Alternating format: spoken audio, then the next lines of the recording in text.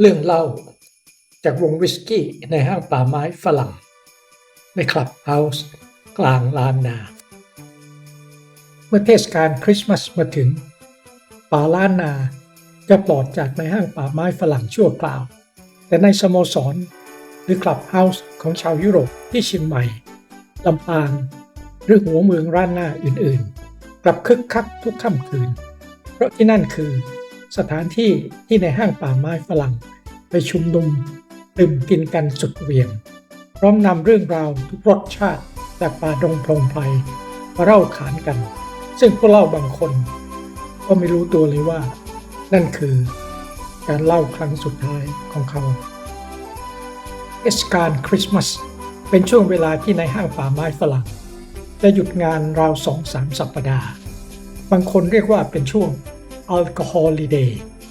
เพราะพวกเขาจะดื่มกินกันตั้งแต่เช้ายันดึกดื่นสถานที่ที่ใช้ชุมนุมก็มักเป็นพื้นที่เฉพาะของพวกฝรั่งบางจังหวัดก็สร้างเป็นสโมสรเช่นสโมสรยิมคานาเชียงใหม่หรือสโมสรละกรสปอร์ตคลับลำปางบางจังหวัดก็ใช้พื้นที่ภายในสำนักงานบริษัทป่าไม้เป็นที่พบปะสังสรรค์เช่นที่แพร่กิจกรรมในสโมสรหรือคลับเฮาส์มีตั้งแต่กีฬาไม่ว่าจะเป็นกอล์ฟ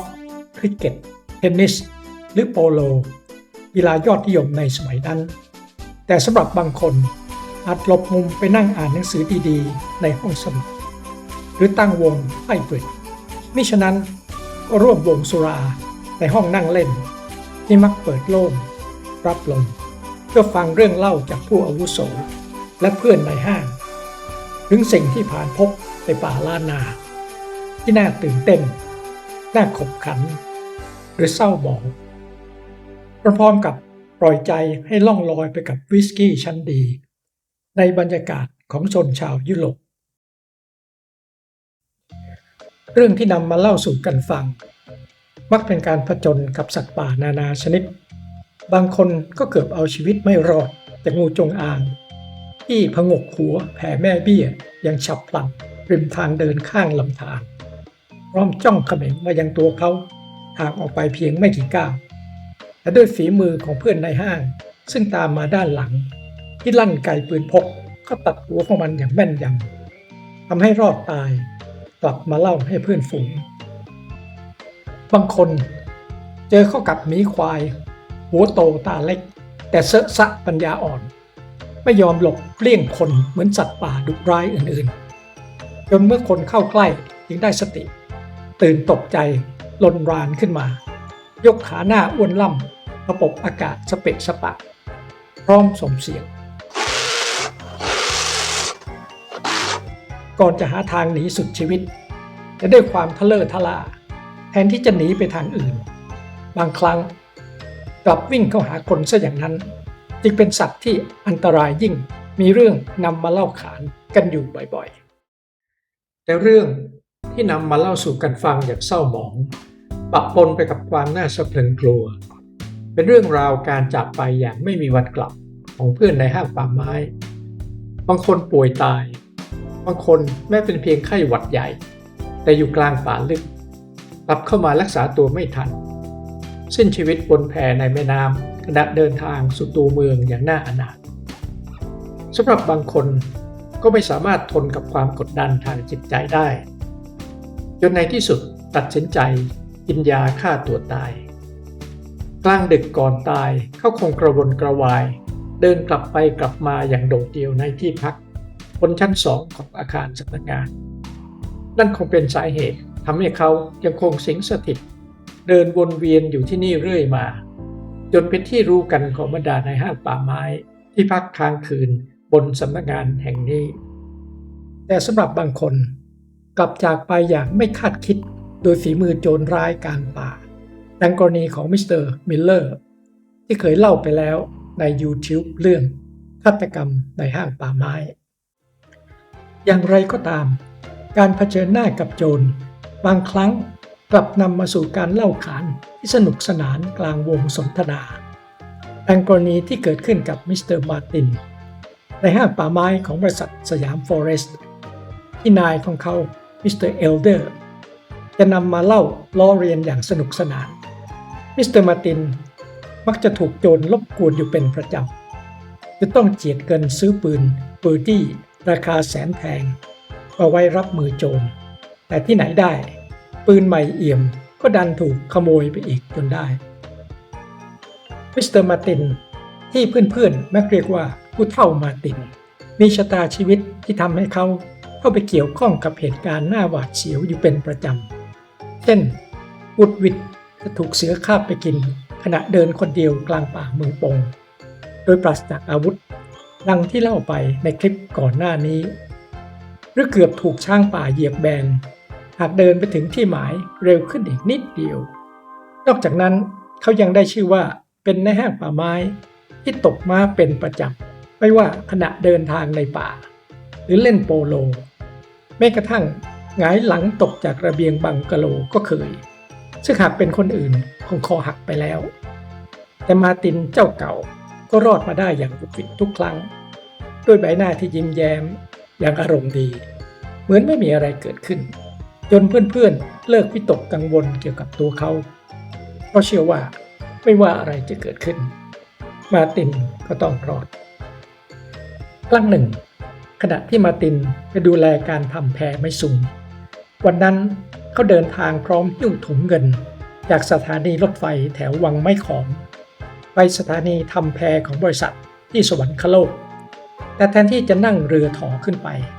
กลับตัดสินใจเดินดุยๆไปคนเดียวตามเส้นทางในป่า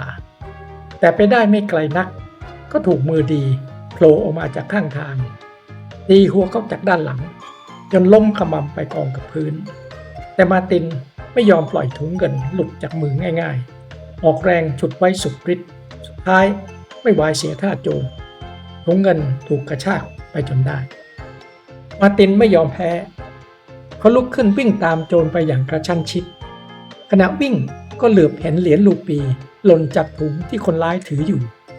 ซึ่งคงฉีกขาดขณะยื้อแย่งกันและเมื่อจวนจะไล่ทันโจรเหรียญรูปีคงหล่นเกือบเกลี้ยงถุงไปแล้วทำให้เขาเกิดลังเลจะย้อนกลับไปเก็บเหรียญดีหรือตามโจรไปดีแต่สุดท้ายมาร์ตินตัดสินใจวิ่งไปจับโจรจนตามทันในที่สุดจากนั้นก็เกิดการกอดรัดฟัดเหวี่ยงกันเป็นที่ชลมุนแต่โจรน่าจะเตรียมตัวมาดี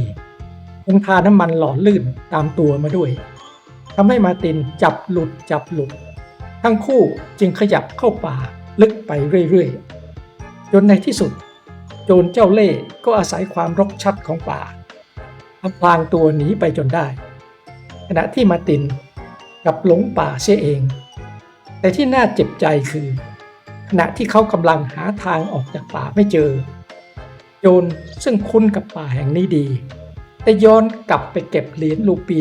ที่หล่นตามเส้นทางไปจนเกลี้ยงมิสเตอร์มาร์ตินบุคคลที่เป็นตำนานผู้นี้ทำงานกับบริษัทป่าไม้จนเกษียณในตำแหน่งผู้จัดการแต่ยังคงอาศัยอยู่ในลำปางต่อมากับภรรยาชาวล้านนาและรับตำแหน่งประธานสโมสรละกรสปอร์ตคลับจนกระทั่งเกิดสงครามมหาเอเชียบูรพาขณะนั้นแม้อายุมากแล้วแต่จิตใจของผู้เฒ่ามาร์ตินยังคงเด็ดเดี่ยวเช่นเดิมเขาไม่ปล่อยให้ตนเองต้องถูกจับเข้าค่ายกักกันเช่นเพื่อนร่วมรุ่นในล้านนาหากแต่ตัดสินใจหลบหนีเข้าพม่าและด้วยประสบการณ์ที่เหลือเฟือจึงไปเป็นครูฝึกจราชนของกองทัพอังกฤษที่เมืองปูนาของอินเดียในระหว่างสงครามซึ่งทหารเสรีไทยหลายคนดังภาพก็เคยผ่านค่ายฝึกกองโจรที่นี่ผู้ชมหลายท่านคงไม่รู้ว่าบุตรชายคนหนึ่งของมิสเตอร์มาร์ตินที่ถ่ายทอดคุณลักษณะของบิดามาเต็มเปี่ยมโดยเฉพาะความทรหดอดทนชนิดที่ว่าเครื่องบินบดท.ตกเมื่อพ.ศ. 2510ก็รอดมาได้คือศาสตราจารย์นายแพทย์บุญสมมาร์ตินอดีตอธิการบดีมหาวิทยาลัยเชียงใหม่และรัฐมนตรีหลายกระทรวงสมัยเมื่อ 4-50 ปีที่แล้วขณะเป็นผู้บริหารมช.อาจารย์หมอบุญสมเป็นที่รักและเคารพของบรรดานักศึกษาอดีตนายกสโมสรนักศึกษาท่านหนึ่งเล่าให้ฟังว่า ในวันรับน้องใหม่ครั้งแรกของมช.เมื่อวันเสาร์ที่ 31 กรกฎาคม พ.ศ. 2508 ซึ่งช่วงเช้ามีการจัดซุ้มรับน้องส่วนกลางคืนจะมีงานเลี้ยงขันโตกที่อาคารยูเนียนพอตกบ่ายก่อนงานเลี้ยงนายกสโมสรที่กำลังวุ่นอยู่กับการเตรียมงานถูกอาจารย์ผู้ใหญ่ท่านหนึ่งเรียกไปพบที่ห้องแลบเคมีซึ่งพวกเขาซ่อนของดีเอาไว้รับน้องเมื่อเจอหน้าท่านเอ่ยขึ้นทันทีได้ข่าวมาว่าพวกเธอจะนำเครื่องดื่มแอลกอฮอล์มาเลี้ยงน้องคืนนี้หรือไงแล้วอาจารย์ก็โยนพวงกุญแจไปที่ไหกระแช่พวกเธอรู้ไหมว่าพ่อแม่ส่งให้มาเรียนไม่ใช่มากินเหล้าเมายาเอาน้ำนรกนี่ไปทำลายซะหลังประกาศสิทธิ์จากอาจารย์ผู้ใหญ่ท่านนั้นซึ่งขณะนั้นดูแลงานด้านวิชาการของมหาวิทยาลัยนายกสโมสรไม่รู้จะทำอย่างไรจึงไปขอคำปรึกษาจากอาจารย์หมอบุญสมในฐานะรองอธิการบดีฝ่ายปกครองคู่กับตำแหน่งคณบดีแพทย์ผลลัพธ์คืองานเลี้ยงคืนนั้นยังคงมีของดีไว้รับขวัญน้องตามเดิมท่านอาจารย์หมอบุญสมกล่าวสำทับว่าของมึนเมาไม่ดีก็จริงอยู่แต่นี่เป็นเฉพาะเวลาที่มาสังสรรค์กันฉันพี่น้องพวกคุณก็ไม่ได้บังคับให้น้องดื่มไม่ใช่หรือแล้วแต่สมัครใจ